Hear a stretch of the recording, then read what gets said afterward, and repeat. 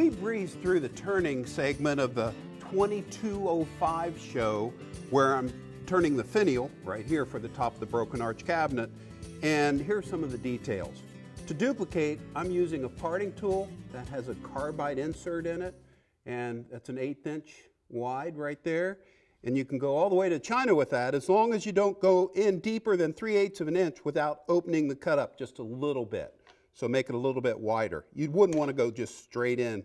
And what happens here is you use calipers and you make nice deep cuts at the major transitions with the parting tool so that you can then use other chisels to profile it. And that's how you duplicate. That's easy to do.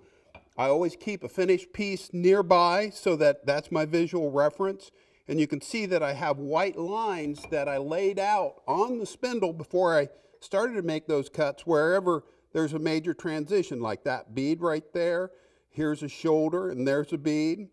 And that's how you get all the key diameters, by making those nice deep cuts with the parting tool. And here's the correct technique on the top of the finial.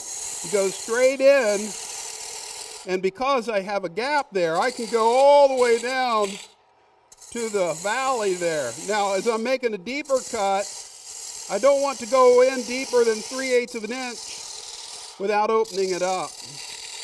So that's the proper technique. And also the cutting edge is right at center line and the chisel is level to the ground. So I apologize for breezing through the turning segment of 2205, but hopefully you'll find these tips very useful. And now that I have that done, it's on to a detailer, which is a diamond-shaped carbide cutter. And because the shank is a little bit smaller in diameter, I have to raise that tool rest, and you never move the tool rest with the workpiece spinning. That's just bad form. There's no rush about this. You're having fun turning, for goodness sake. So take your time. Turn it off. Get your rings off. Don't be wearing a tie, obviously. No long hair that could get wrapped up in here. And then watch what happens when I go to detail this. Face shield down. You can use the side or you can use the point. And you can go to town with this. This is a phenomenal chisel. Now that tool rest moved just a bit. The vibration opened it up. Here's another, so I locked it in. Another chisel. This is my favorite one. And I don't want to take this down too much right now. This is the top of the finial. Right here, this is the bottom. So now I'll just work through the chisels until I end up with my finished form. This is fun. Whatever you do, when these carbide inserts get a little bit dull, put an Allen wrench in there, rotate it about 1/8 of a turn, you'll have a sharp edge on there. One of those cutters will be good for 15 to 20 hours of cutting, as long as you rotate it around and use all of it. So now I'll just take this on down. Here you can see how the form's coming together. Everything's coming just right. What I need to do now is whittle this end down for the tenon that will go into the broken arch pediment. And to do that, I can go back to the rougher, the square carbide cutter, and just knock this down. Have to be mindful of where that drive spur is. And the key here is the cutting edge of this tool is right at center line, and I've found that the thumb on top is the easiest way to make sure you keep the chisel flat. If the chisel rocks up on side, that gives you a bad cut. I also like to use the chisel handle. Tool rest started to move, the banjo rather. This is the banjo that holds the tool rest. But I also want to make sure that I keep this long handle to my body. It's called a 3-point grip. To my body, this is the control hand, and this is the fulcrum hand. It has one job to do, and that's to keep that flat of the chisel flat on that tool rest as I make these cuts. And you can listen to that wood. It will tell you if you're being too aggressive. Okay, and so now what I can do is turn off the tool rest. And it really makes me mad to see high-end turners, when they demo, move the tool rest with that workpiece spinning. It's so easy to have an accident there. You could get your fingers caught between the tool rest and the spinning workpiece.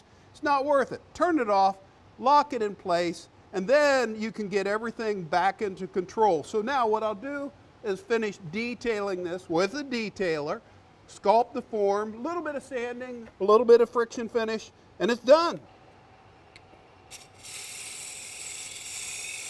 Take your time, have fun, and do not let the chisel get into a bind or a pinch. That's all there is to it. Keep it level, flat, and straight. Flat to the tool rest, level to the ground, and you go straight in. Nothing is more enjoyable in the wood shop. This form is called a cupcake. Don't know why, but it is. And this one is undercut. This one shows weight compression. That's the way I want it. So I love the way this is looking. It will fit the piece well. Down here on the very bottom, instead of stubbing in a tenon, I'm going to cut a tenon, and to do that, I like to use a 1/2-inch wrench so that that's the size of the tenon that I'm going to cut, and I'm using the parting tool to cut that. I'll still have to come up here and finish that finial. In fact, before that gets too thin, I better do that right now. Smooth that out just a hair, and to do that, smallest point of contact is with the detailer there. And I'll take that down to make it more graceful. That will eliminate a lot of the vibration here.